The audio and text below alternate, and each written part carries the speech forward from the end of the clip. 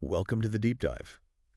Today we're digging into a really big challenge, especially in the B2B SaaS world, lead generation. Oh, yeah. That comes up constantly. It's tough out there. It really is. I mean, we looked at the source material, and it's pretty striking. Something like 61% of marketers, they rank lead gen as their absolute number one challenge. 61%. Wow. Yeah, it just hammers home how competitive it is, just getting noticed, getting a conversation started. It's that signal versus noise problem, isn't it? So much clutter. Absolutely. And, well, that's exactly why today's deep dive is all about lead magnets. Our sources consistently point to them as like one of the most effective ways to actually generate good leads. Good, qualified leads, ideally. Right. So our mission today is to really unpack what a lead magnet is. We'll walk through step by step how to create ones that actually work and share some essential tips, copywriting tips especially, to make them compelling. Think of this as your shortcut, really, to getting this crucial B2B marketing piece right. Yeah, it's about creating value right from that first interaction, building trust. Okay, so let's start right at the beginning then. When we say lead magnet, what are we actually talking about? Okay, so fundamentally, you can think of a lead magnet as a gated offer. That's another term for it. Basically, it's a strategic trade. You offer something valuable, some content, maybe an upgrade to your website visitors, and in exchange, they give you their contact info, like an email It's a address. strategic trade. I like that framing. So it's more than just grabbing an email then. What's the deeper purpose for a B2B SaaS company? Well, the main goal, yes, is often getting them onto your email list, but it's really about starting a nurturing process. Once they're on that list, you can keep providing value, build up credibility, and, hopefully guide them towards becoming actual paying customers down the line.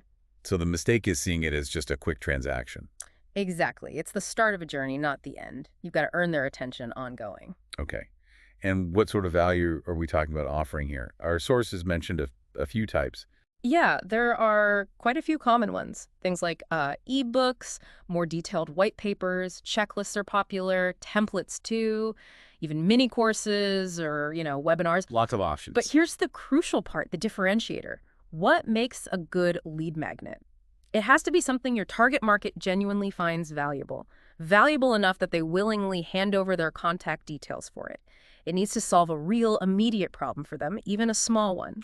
So it's not just any content. It's about hitting a specific need they have right now. That perceived value is key. Precisely. Okay, so with that in mind, how do we actually go about creating one of these powerful lead magnets? Where's step one? Step one, and you absolutely cannot skip this, is deep research into your buyer persona. And this isn't just, marketing fluff. It is foundational. If you don't know exactly who you're trying to reach, Their pain points, their challenges. exactly what keeps them up at night, what would they genuinely find super helpful? If you don't know that, you can't create something valuable to them. It's like shooting in the dark. So we're asking, what are their big frustrations right now? What kind of content would feel like a real gift? Any good examples of companies doing this well? Oh, definitely. HubSpot is a classic example. They offer this free guide, Digital Marketing for Small Business. Hmm. Now, that's not just generic stuff. It's perfectly aimed at small business owners, a core group for HubSpot who are often, struggling with digital marketing. Right, it matches their software focus. Perfectly. So it attracts people already facing the problems HubSpot solves. It's beautifully aligned. It brings in qualified leads. That makes total sense. Perfect alignment. Okay, so you've nailed the persona research. What's the next strategic step in actually building the lead magnet itself? Okay, next up. Narrow your focus. This is important. There's this temptation, right, to just cram everything you know into the freebie. Yeah, give them everything. But that's usually a mistake. The sources suggest thinking of your lead magnet as more like a splinter of your main product or service. It needs to offer enough real value to be useful on its own as a free thing. But crucially, it should leave something out. Enough to make them curious, intrigued about your bigger paid offering. A splinter. I like that analogy. Like just a small piece that solves a tiny problem, but hints at the bigger solution you offer. Exactly. It gives them a taste, a genuine win, but leaves them wanting more. Can you give an example of that splinter approach in action? Yeah, Digital Marketer does this really well. They had one called Become a Better Copywriter in 10 Minutes. Super specific, right? Offers a quick, actionable tip. It's not their whole copywriting course, obviously. It's just a little nugget. Exactly. A small, digestible win. And then, naturally, it leads people towards their bigger paid direct response copywriting certification. They get value, see the expertise, and they're primed. It's very clever. Okay, so persona nailed, splinter crafted. Now the practical bit. Mm. Asking for their details. What information should we ask for? How much is too much? Right. This is where people often trip up. The rule of thumb is only ask for what you absolutely need to market effectively. Our sources are pretty clear the more fields you add to that Or the form. more people drop off. Oh, yeah. Friction. Yeah. Exactly. Friction is the enemy. For most lead magnets, honestly, an email address and maybe a first name, that's usually enough to get started. Just the basics. Yeah. Things like job title, company size. Mm-hmm. Only add those if they are genuinely critical for you to segment your audience effectively right away. Every single extra field is a potential lost lead. Makes sense. Keep it lean. Okay, so we have this awesome targeted lead magnet. We know what info to ask for, but it's kind of useless if no one sees it, right? Promotion. Absolutely. Promotion is critical. You did the hard work creating it, now you got to get eyeballs on it. The main channels, your website, obviously, social media, and potentially paid advertising if that fits your strategy. It needs visibility. Are there specific tactics or maybe tools that help make that promotion more effective? Yeah, definitely. Things like well-placed pop-ups on your site can work really well, and dedicated landing pages are key. Tools like Unbounce, for instance, make building those high-converting landing pages much easier. So a dedicated page just for the lead magnet. Ideally, yes. All right. And critically, wherever you promote it on your site, in ads, it needs to be super visible, easy to find, and always, always have a clear call to action, a CTA. Make it obvious what people need to do to get that free value. Okay, created, promoted. Right. But how do we know if it's actually working? Bringing in the right people. What about results? The final crucial step, testing and analysis. You have to track performance. Remember, the whole point is driving conversions, getting that contact info in exchange for the value. So you need to track your conversion rate, how many visitors actually sign up. And if that conversion rate is kind of low, what does that tell us? Well, a low conversion rate is definitely a signal. It could mean a few things. Maybe the offer isn't perceived as valuable enough, or maybe your promotion isn't hitting the mark, or the landing page isn't clear. So troubleshooting time. Exactly. This is where optimization comes in. Ideally, you'd create maybe a couple of different lead magnets, test different offers, see what resonates best, see which ones actually generate the most leads. And not just any leads, right? Precisely. Look long-term, too. Track how many of those leads eventually become paying customers. That lead to customer conversion rate. That's the real proof. It tells you if your magnet is attracting the right kind of people, not just filling your list. That's a really solid blueprint from idea to analysis. But, even the best offer needs good communication. The sources had some specific tips on copywriting for these magnets. Oh, yeah, absolutely.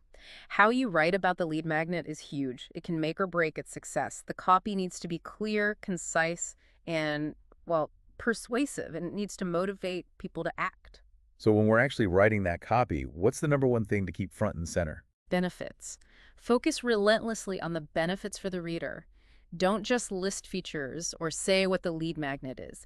Explain what it does for them. How will it help them? Solve their problem. Make their life easier, faster, better. Answer that "what's in it for me" question directly. Exactly. People are motivated by solutions to their problems. Remember that immediate micro problem we talked about?